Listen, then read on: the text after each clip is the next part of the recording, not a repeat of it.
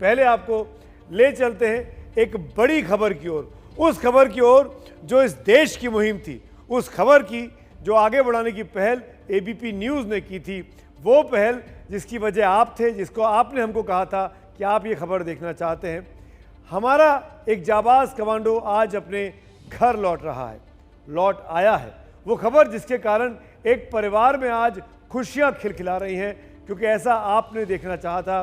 Commander Rakeshwar Singh वापस अपने ठिकाने पर पहुंच चुके हैं, उनके परिवार में खुशियां मनाई जा रही हैं। नक्सलियों से उनको छुड़ा लिया गया है। जी हां, नक्सलियों के कब्जे से सीआरपीएफ के कमांडर राकेश्वर सिंह आज़ाद हो गए हैं। ये खबर आज सबसे पहले हमने ही आपको दिखाई, क्योंकि ये सिर्फ एक न्यूज़ नहीं है, हमारे लिए एक ऐसी कोशिश थी जिसने एबीपी न्यूज़ ने ठाना था कि कमांडो राकेश को बचाना है।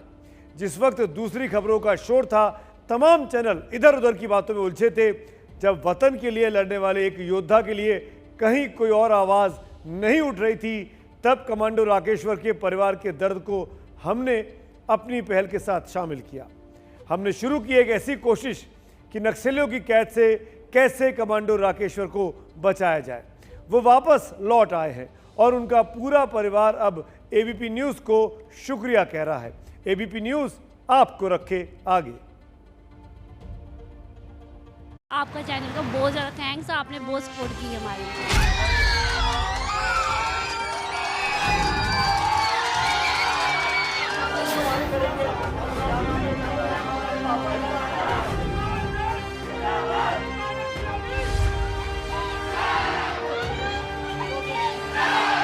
बहुत थैंक्स भैया, बहुत ज़्यादा थैंक्स जो आपने हमें इतना सपोर्ट किया और पल पल की खबर देते रहे। एबीपी न्यूज़ आपको रखे आगे। सीआरपीएफ के जाबाज कमांडो राकेश्वर सिंह मनहास को नक्सलियों ने उस दिन पकड़ लिया था जब वो कोबरा टीम के साथ स्पेशल प्रोजेक्ट पर बीजापुर के जंगलों में थे। जैसे ही पता चला कि कमांडो राकेश्वर नक्सलियों के चंगुल में है, कमांडो के परिवार और देश की इस मुहिम में एबीपी न्यूज़ उनके साथ खड़ा हुआ। नतीजा ये हुआ कि आज कमांडो राकेश्वर सिंह बिल्कुल सही सलामत वापस अपनी यूनिट में छत्तीसगढ़ में बीजापुर में लौट आए हैं।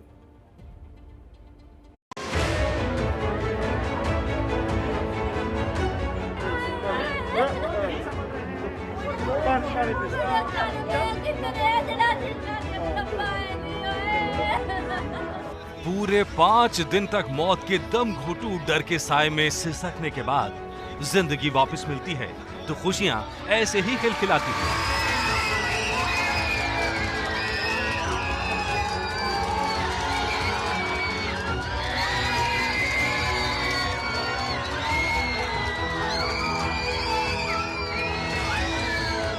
सीआरपीएफ के जांबाज कमांडो राकेश्वर सिंह को नक्सलियों ने छोड़ दिया और अपनी सरकार से भी हम यही है कि मध्य रास्ते भेज के उन्होंने हमें देने के लिए यहाँ भेजे हैं।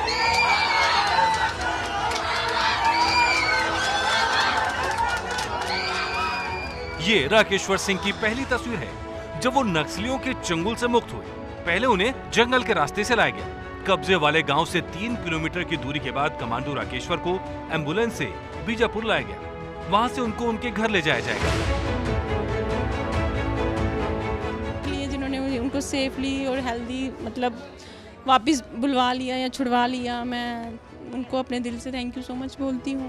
मैं यही कहना चाहती हूँ कि मेरे पापा जल्द से जल्द घर आ जाए। 6 दिन हमारे लिए बहुत ज़्यादा मुश्किल थे, बहुत मुश्किल था हमारे लिए। कोई ऐसे कोई खबर नहीं आ रही थी, कोई कुछ नहीं हो रहा था। आज ठीक हो गया, अभी बहुत खुशी हुई आज हमारे को खबर सुन के। हमें क्या, मुझे लगता है पूरी इंडिया सबके सब खुश होंगे जो भी हमारी सपोर्ट में थे, जो भी लोग हमारा इतना कर रहे थे ना। सबसे ज़्यादा मीडिया को थैंक्स कर रहे हैं हम, ठीक है, जिन्होंने हमें पूरी तरह से सपोर्ट किया। कमांडो राकेश्वर की आजादी आपके चहेते चैनल एबीपी न्यूज़ की ईमानदार पहल और मुहिम का एक खूबसूरत अंजाम है।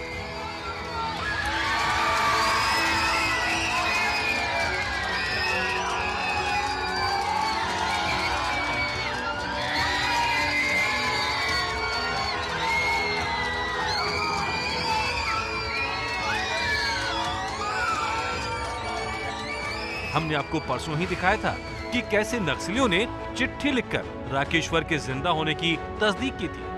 हमने आपको राकेश्वर के परिवार का वो दर्द भी दिखाया था जो 5 रात से उनकी जिंदगी में कुंडली मारकर बैठा था।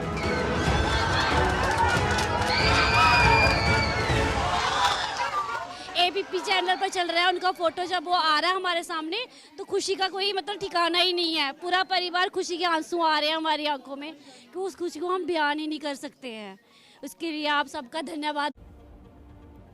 दरअसल बीते 4 दिनों से हमारी ये कोशिश थी कि परिवार को उनका बेटा कमांडो राकेश्वर तुरंत उसकी सलामती की खबर मिले, और जब खबर मिली तो ये कोशिश हो गई कि दोनों का मिलन जल्दी से जल्दी हो, राकेश्वर को छुड़ाया जाए। कमांडो राकेश्वर का परिवार अब एबीपी न्यूज़ को शुक्रिया कह रहा है। मंगलवार को एबीपी न्यूज़ ने ही इस पहल को आगे बढ़ाया था कि कैसे अपने जाबाज सैनिक को बचाना है। चाहे मीडिया का बड़ा हिस्सा हो या राजनीति का खुद में सिमटा संसार, जब हर तरफ खामोशी थी तब कमांडो राकेश्वर के परिवार का दर्द, उनकी पत्नी के आंसू, उनकी बेटी का मुरझाया हुआ चेहरा एबीपी न्यूज़ के इस संकल्प को आवाज़ दे रहा था कि वतन के उस वीर सपूत को बचाना है। एबीपी न्यूज़ जाबाज योद्धा के परिवार की उम्मीदों को कामयाब बनाने वाली कड़ी बना। यही समय था रात को 8 बजे का, जब इंडिया चाहता है में मैंने परसों आपको दिखाया था कि कैसे कमांडो राकेश्वर की आज़ादी की उम्मीदों का सूरज उगने लगा है। कैसे मध्यस्थ तय होते हैं? क्या वो एक मीडिएटर राजा आप खुद हो सकते हैं? आप बनना चाहेंगे? क्योंकि हमने ये ठाना है राकेश्वर सिंह को बचाना है। क्या आप उस पहल में साथ हैं?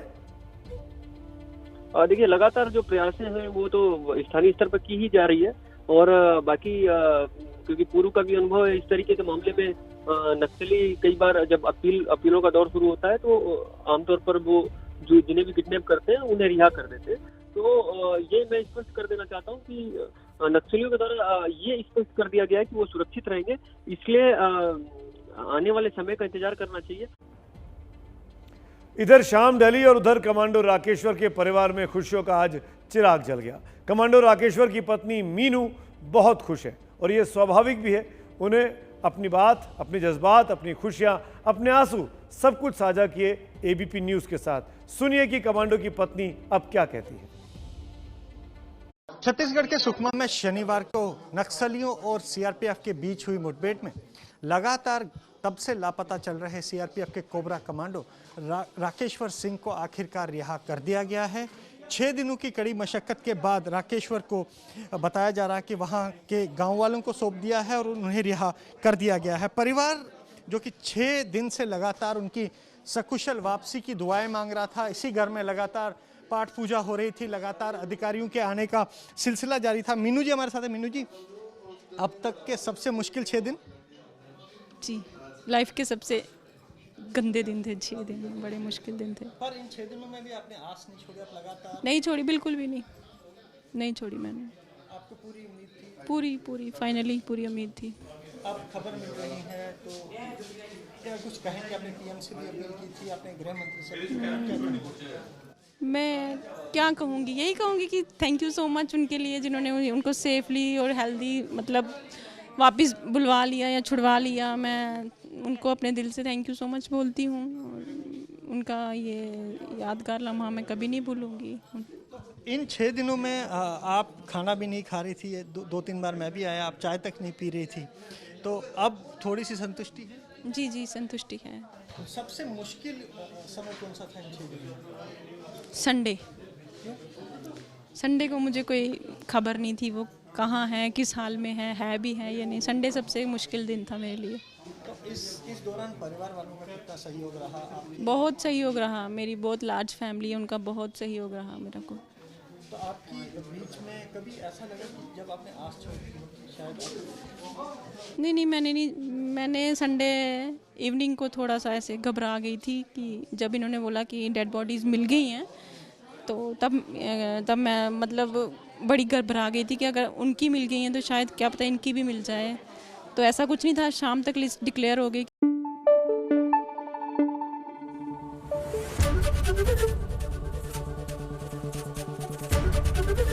एबीपी न्यूज़ आपको रखे आगे।